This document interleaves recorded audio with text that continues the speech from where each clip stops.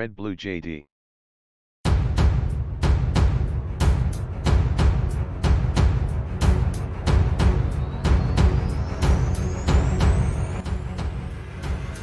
Byari ijoro riteye ubwoba ku banyekongo benshi nkuko twese twabibonye, aho benshi batekerezaga yuko ibyawo bigoye cyane kongera gusubira mu buryo nyuma y'uko iruka rya Nyiragongo ryatunguranye. Dufashe bambutse bose bari mu Rwanda kandi baramutse bakusanyirijwe hamwe bakarazwa mu rusengero, bizatuma dushobora gucunga umutekano w'ibintu n'abantu. Abanyekongo begereye aho Nyiragongo yarukiye bahise batangira guhungira mu gihugu cy'u Rwanda, aho bakiriwe mu buryo bishimiye ndetse bahita bahabwa ubutabazi bw'ibanze.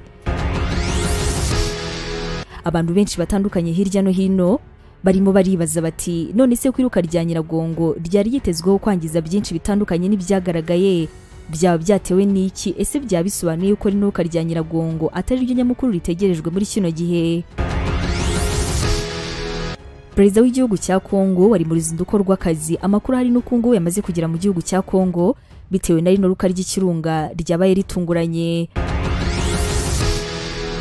Byose duhereye ku buryo abanyekongo bahungiye mu Rwanda ndetse n'uburyo bakiriwe, kugeza ku buryo Nyiragongo ibyo yagaragaje nubwo atari ibintu byo kwishimira ariko kandi byatunguranye bitewe n'ibyari byitezwe, kugeza ku buryo perezida w'igihugu cya Kongo yahise atangaza ko agiye gusubira mu gihugu nyuma y'uruzinduko rw'akazi yararimo.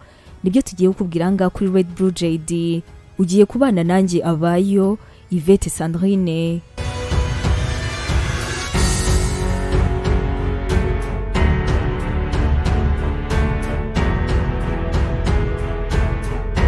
Nkuko tubikesha ikinyamakuru igihe.com ku mafoto ndetse n'inkuru yabo, ubwo kino kirunga cyari u Rwanda rwihutiye gufungura imipaka irutandukanya na Repubulika na Demokarasi ya Kongo kugira ngo abaturanyi barwo babashe kubona aho guhungira, aho ndetse nabo binjiye ku bwinshi, dore yuko barenga 8,000 bose bari bamaze kugera mu Rwanda mu gihe gitoya cyane kino kirunga gitangiye kuruka.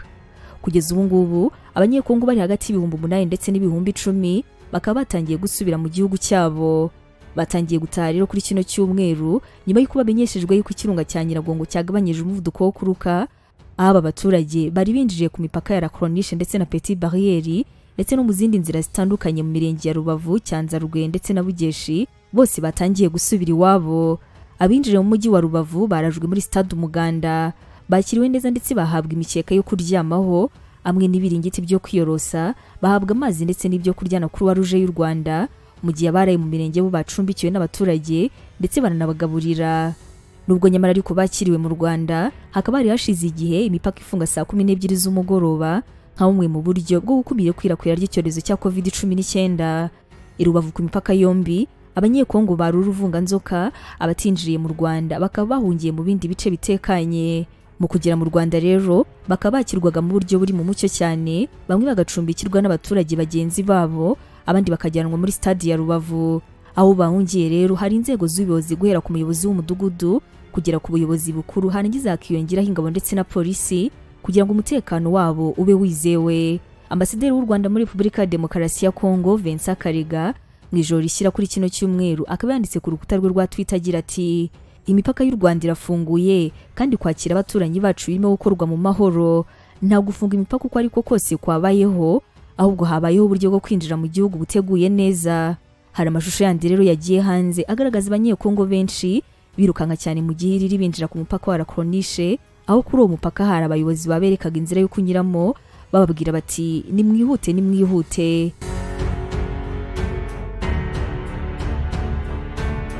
Ku rundi ruhande, Kongo yatanze amatangazo ijoro ryose yifashishije radio n'ibindi binyamakuru imenyesha abaturage ba inzira bashobora kunyuramo bahungira mu gihugu cy'u Rwanda.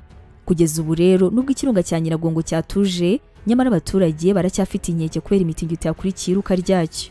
Abanyekongo benshi rero basubiye mu gihugu cyabo bakaba bashimye igihugu cy'u Rwanda ku buryo bakiriwe. Urugero nk'uwitwa Sibomana Cyprien, umwe mu bahunze akara muri Stade Umuganda, mbere yo gusubira mu gihugu cye yashimye leta y'u Rwanda uburyo yabakiriye.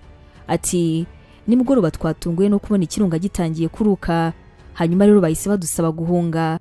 Atariko ndashimira leta y'u Rwanda kuko ntacyo bataduhaye. U Rwanda kandi rukaba rwanashyizeho imodoka zitwara abanyekongo kandi ku buntu mu masaha y'ijoro ubwo abanyekongo binjiraga mu gihugu. Nkuko nyine twabikubwiye, benshi bahise batangira gukwirakwira mu mujyi wa Rubavu mu buryo bwo kubacungira umutekano muri ayo masaha y'ijoro ubuyobozi bw'akarere ka Rubavu bukaba bwahise bwihutira gushaka imodoka zibatwara bose maze bagahurizwa ahantu hamwe kugira ngo babashe kwitabwaho.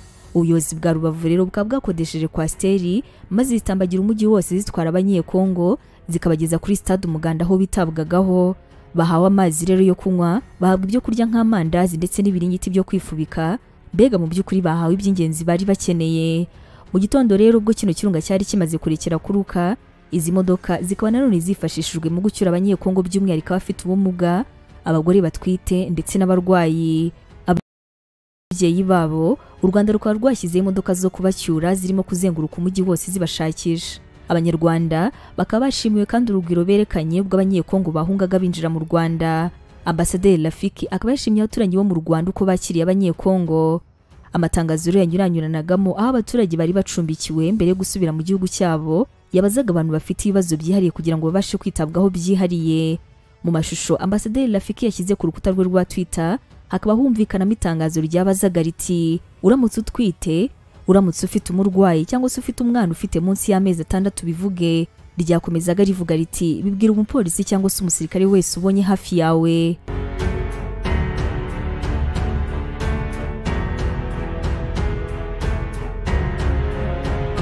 Ku rundi ruhande hari amakuru avuga yuko hari abanyekongo bitwikiriye iruka ry'ikirunga maze barangiza bagasohora bagenzi babo.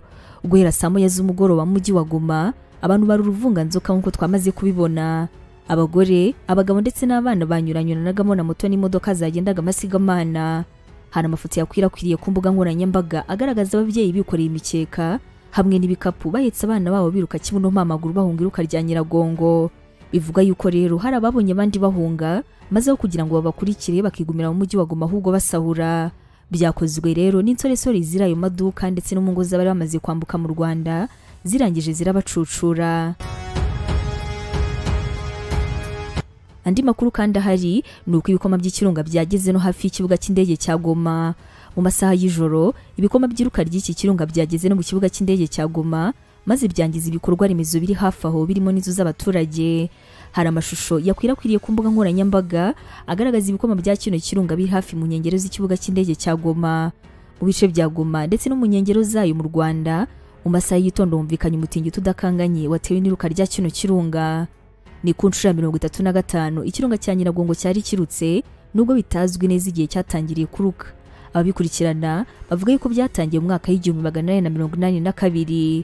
Iruka rya vuba rikomeye rero rikaba ryarabaye mu mwaka w'2000 ku itariki 17 z'ukwezi kwa mbere. Iri ruka ryabaye nyuma y'iminsi yari ishize imitingito yarabaye myinshi mu bice byegereye ikirunga kugeza ubwo kino kirunga cyaje kwiyasa maze kigasuka ibikoma mu masaha menshi hagati ya metero 2800 ndetse na metero 1550. Byageze no mu mujyi wa Goma muri hafi aho ku nkengero z'ikiyaga cya Kivu. Mbere yuko kiruka rero abaturage benshi bari baburiwe ndetse bagira ku 4,000 bari bamaze kuvanwa muri ako gace kimwe no mu mujyi wa Gisenyi mu gihe iruka ry'icyo kirunga ryabaga. Abantu bagera kuri 250 icyo gihe bose bakaba barahasize ubuzima kubera kubura umwuka bitewe na gazi yoherezwaga n'ikirunga ndetse inzu zimwe na zimwe zikaba zarahimye kubera amazuku n'imitingito byabaye icyo gihe. Nyuma y'iryo ruka ryo muri 2002 kandi abantu bagera ku 120 bakaba barakuwe mu byabo. Ibikoma byabo bikaba byarangije 30% by'umujyi wa Goma aho byagendaga kandi ku muvuduko wa kilometero 65 ku isaha. Nyuma y'iryo ruka ryo muri 2002 ikirunga cya Nyiragongo cyongeye kuruka nyuma y'amezi 6 ariko ku buryo bworoheje aho ibikoma bitasotse byahise biri mu kiyaga cy'amazuku hejuru. Iki kirunga cya Nyiragongo kiri ku butumburuke bwa metero 3470 gereye mu birometero 20 mu majyaruguru y'umujyi wa Goma. Ni kimwe mu birunga bikiruka ku isi ndetse gifatwa nka kimwe mu bifite ubukana bukomeye cyane aho abahanga mu by'ibirunga bakunze kucyita cyambere kibi cyane ku isi yose. Bivugwa yuko nibura buri mezi 3 kino kirunga kigaragaza ibimenyetso by'uko gishobora kuruka ndetse rimwe na rimwe kikaba kizamura umwotsi ubundi kigatutumba ariko ntikiruke. Byari byitezwe yuko kizongera kuruka hagati y'umwaka wa 2024 ndetse n'umwaka wa 2027. Mu mwaka w'1977 nibwo Nyiragongo yarutse yarangiza igahitana abantu benshi cyane abagira kuri 600 bose icyo gihe bitabye Imana. Ariko se koko nibyo byari bizwi ko Nyiragongo ishobora kongera kuruka gusa ariko igateza ibyago byinshi bitandukanye n'ibyabaye. Nubwo nta warata yuko ibyabaye atari ibintu bibi cyane ariko mu by'ukuri tugendeye ku byari byaravuzwe ibyabaye ni bikeya cyane. ibi byo byaba byatewe n'iki?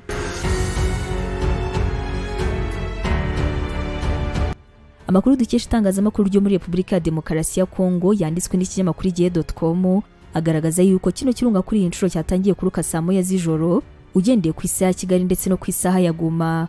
Muri kino gihe ikirere cy'umujyi wa Goma cyari cyiganjemo ibara ry'umutuku bitewe n'umuriro waturukaga mu kirunga. Uretse ikirere cya Goma rero cyahinduye ibara, hirya no hino muri uyu mujyi hari umunuko w'ikinyabutabire cya hydrogen sulfide, umunuko ukunze kugereranywa n'uw'amagi yaboze. Hanyuma kuki kitagize ingaruka zikomeye nk'uko byari byitezwe? Muri Nzeri umwaka wa 2020 nibwo amakuru yatangiye gucicikana avuga yuko ikirunga cya Nyiragongo gishobora kongera kuruka, aho icyo gihe ikigo cyitwa Goma Volcano Observatory cyashyiraga aya makuru hanze. Cyavuze yuko kino kirunga rero gishobora kongera kuruka hagati y'imyaka 4 ndetse n'imyaka 7 iri imbere.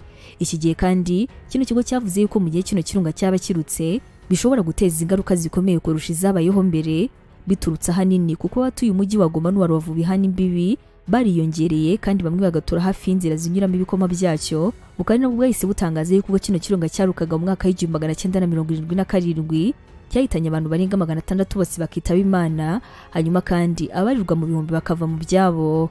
Mu mwaka wa 2002 nanone kikaba cyarahitanye abantu benshi cyane nyuma y'amasaha 12 kirimo kiraruka. Iyi mpamvu rero ikaba ari imwe mu zahirwagaho, aho byari byitezwe yuko irindiruka rya Nyiragongo rishobora kubaho rizagira ingaruka zirenze izingizi zabayeho muri ibyo bihe byose bya mbere. Gusa ariko siko byagenze kuko nta muntu n'umwe uramenyekana yuko yahitanywe na kino kirunga, ndetse n'abari bahunze bose ngo twamaze kuyibona bakaba batangiye gusubira mu byabo. Mu byatumye rero kino kirunga giherereye muri kilometero 10 uvuye mu mujyi wa Goma rwagati kitangiza byinshi kuri iyi nshuro, harimo ko mu gihe cyarukaga cyafunguye undi mwanya mushya utarusanzweho, akaba ari umwanya ureba mu majyaruguru aho kuba cyarukiraho gisanzwe kirukira mu majyepfo. Kurukira muri iyi myanya ireba mu majyaruguru rero bikaba byatumye rero ruka ritagira ingaruka cyane mu mujyi wa Goma ndetse na Sake, ari nayo ituwe n'abantu benshi. Indi mpamvu yatumye kitangiza byinshi nuko kuri iyi nshuro ibikoma by'umuriro cyarukaga byagendaga ku muvuduko uri hasi, maze bigatuma bimwe bitangira gufatana bitaragera hatuye abantu benshi, hanyuma bigatuma hatangirika ibintu byinshi cyane. Nubwo rero nta mwari uratangazwa bashobora kuba bishwe n'iki kirunga, hari ibyo cyangije birimo umuhanda uhuza Goma ndetse na Beni hamwe n'umuyoboro w'amashanyarazi waho. Iruka rya kino kirunga kiri mu birunga bikeya ku isi bitarazima rikaba ryabaye risa n'iritunguranye, ahanini biturutse ku kuba ikigo gishinzwe kuyikurikirana cyarahagarikiwe inkunga na banki y'isi bitewe n'ibirego bya ruswa. Uyu mwanzuro ukaratumye kino kigo kitabasha kubona ubushobozi bwo gukomeza gukora ubushakashatsi kuri kino kirunga nk'uko byari bisanzwe mbere. Gusa ariko nubwo Nyiragongo isa n'iyacogoye, umushakashatsi mu by'ibirunga yitwa Dr Dushime akaba yabwiye ikinyamakuru igihe dukesha iyi nkuru ko umuntu atabiheraho ngo narangize yanzure yuko itari bwongere kuruka, kuko mu gihe haba hakomeje kuba imitingito isaha n'isaha kino kirunga cyakongera. Yavuze ko mu mwaka wa 2010 ibikoma bishyushye cyangwa se magma byuzuye mu nda ya kino kirunga ku buryo icyo kiba kibura gusa ari imbarutso yatuma kiruka isaha n'isaha.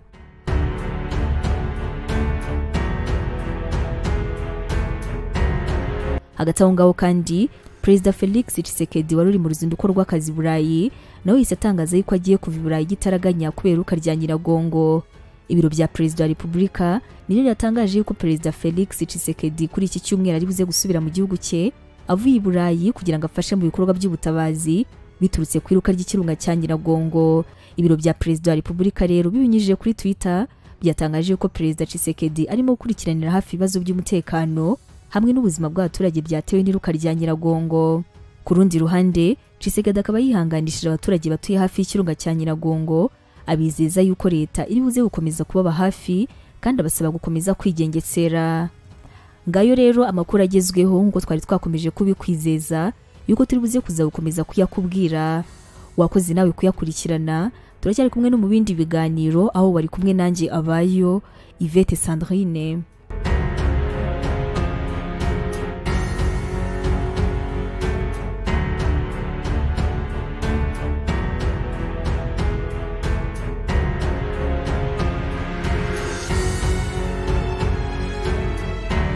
Abacuruzi bafite ibicuruzwa na serivisi nziza ariko bafite ikibazo cy'uko abantu benshi batazi ubucuruzi bwabo. Hari icyo wakora ibihumbi n'ibihumbi by'abanyarwanda bakarara bamenya ibikorwa byawe. Muri Red Blue JD bakwereka uko ubigenza ubucuruzi bwawe bukamenyekana kandi n'abakiriya bakarushaho kukwegera no kukwizera.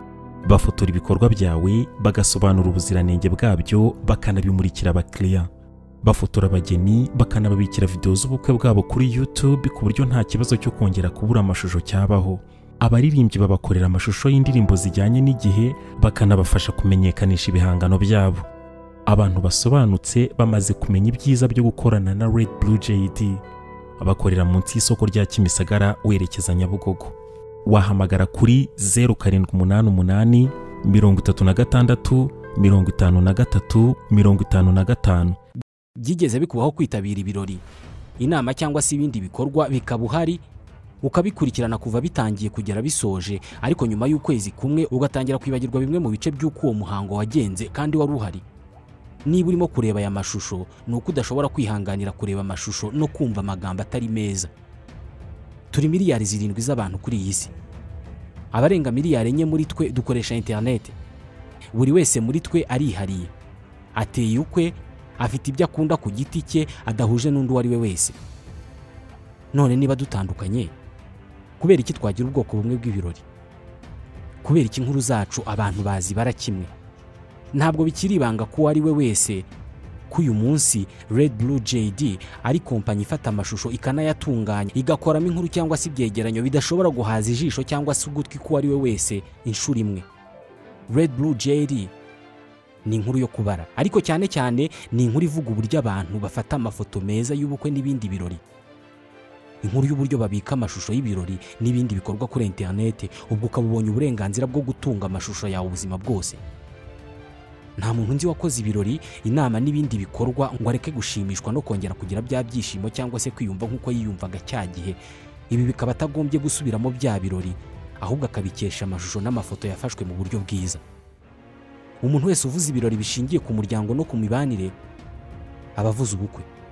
Uvuze ubukwe bwagenze neza abavuze amashusho n'amafoto yabwo yafashwe neza. Uvuze amashusho n'amafoto yafashwe neza mu bukwe, mu nama no mu bindi birori abavuze Red Blue JD.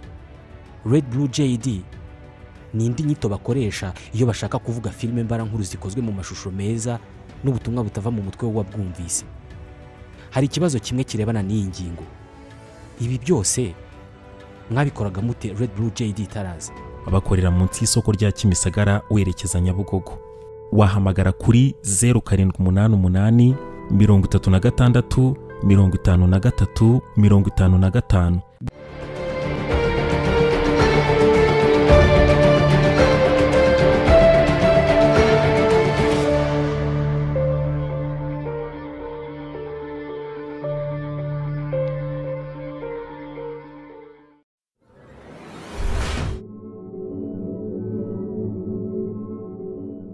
Red Blue JD.